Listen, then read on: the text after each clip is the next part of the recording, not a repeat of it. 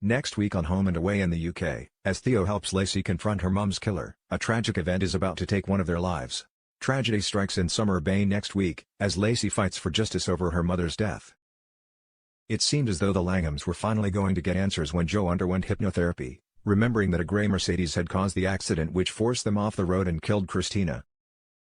The partial number plate led David to a local counsellor, Craig Wendell, who was in the area shortly before the accident. Wendell denied having any memory of that day, and told David that any one of his team could have been driving the car, which was curiously sold only a few days later.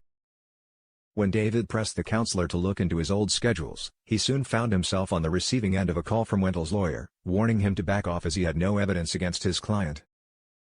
This was closely followed by a call from David's superior, Superintendent Willis, who swiftly shut down the investigation. Unbeknownst to David, Lacy and Joe were embarking on their own investigation, after Joe noticed the way Wendell looked at her with a glimmer of recognition as he left the police station. Having tricked her way into her dad's office, after Joe feigned a panic attack at home to call David away, Lacy took pictures of the collated evidence on Wendell. Joe soon decided that she couldn't continue being dishonest to David, now that they had finally become a family again, and declared that she wanted nothing further to do with their undercover sleuthing. Joe urged her sister to do the same, but Lacy quietly refused to let it drop. Lacy's boyfriend Theo was concerned when he later discovered she'd hired a car and spent the entire night staking out Wendell's home, in her attempt to get a better read on the guy.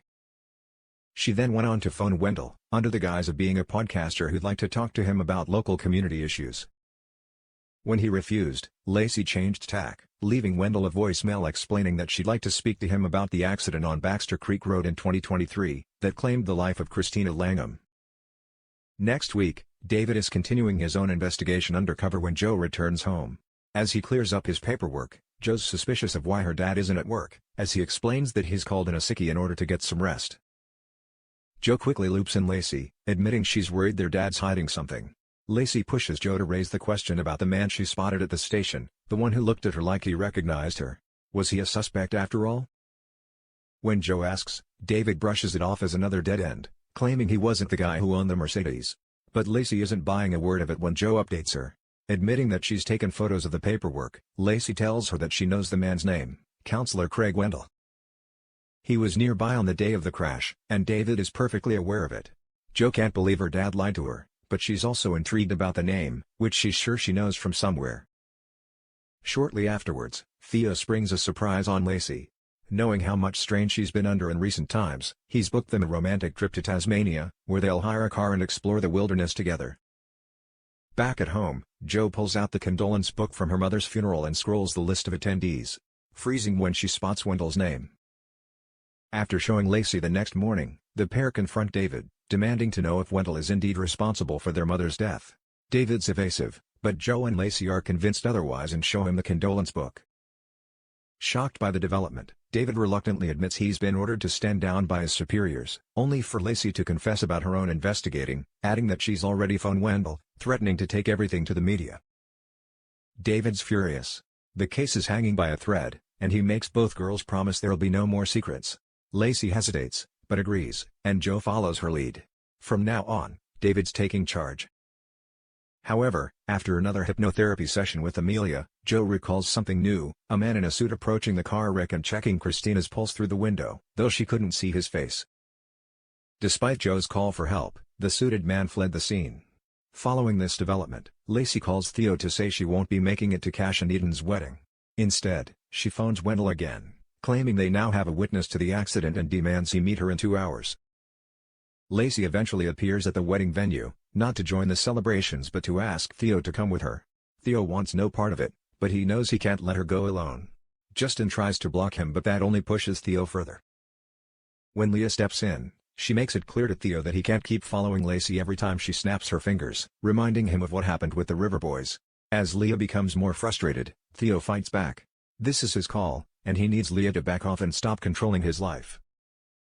Fine, Leah replies, defeated. Don't expect me to be there for you when it all goes wrong.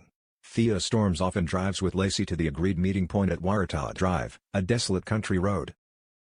As they wait, Lacy explains her plan to convince Wendell that she witnessed the crash, hoping the lie will be enough to draw out a confession. Theo's a bundle of nerves, but Lacy tells him she's not scared, not with him by her side. Picking up the bouquet that Theo caught at the wedding, She tells him that she wouldn't even hesitate if he were to ask her that question. "You're my ride or die," Theo admits softly before they kiss, just as Wendell's car pulls up. Theo ducks down in the passenger seat so that he can't be seen, as Lacy steps out to meet the counselor. Lacy steps forward, and tells Wendell that she saw everything. He was driving on the wrong side of the road and caused the other car to hit a tree. He then leaned in through the passenger window to check the passenger's pulse, before fleeing, leaving her there to die. Wendell's guilt is written all over his face as he asks what she wants. Lacy tells him she doesn't want money, only the truth. He needs to go to the police and confess, or she'll take everything to both the cops and the media herself. Overwhelmed, Wendell appears to agree and returns to his car. But as Lacy turns to return to Theo, Wendell spots an opportunity. He floors his car, aiming straight towards Lacy. Theo anticipates Wendell's move and leaps from the car, pushing Lacy out of the way. As they both fall to the ground, there's a sickening thud as Wendell's car runs straight over Theo. Dazed, Lacy looks around and is horrified to find Theo, lifeless on the ground next to her.